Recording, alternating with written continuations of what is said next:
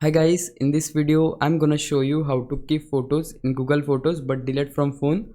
So if I open my Google Photos here, you can see all of my photos are successfully backed up here and I can delete them. But if your photos are not backed up, in that case you can just click on profile icon here.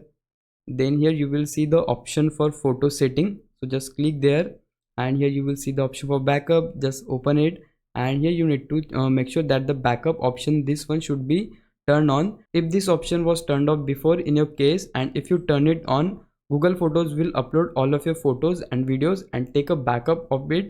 And after taking the backup, all of your photos and videos will be shown just like me. And as you able to view all of your photos in Google Photos, you can just delete them from your phone if you want.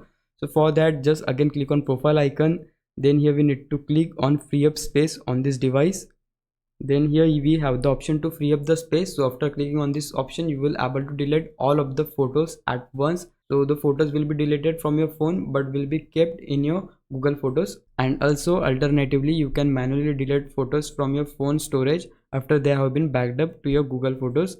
And yeah guys, that's it. That's how you can do this. Now if you think I was a big help, can you please subscribe my YouTube channel?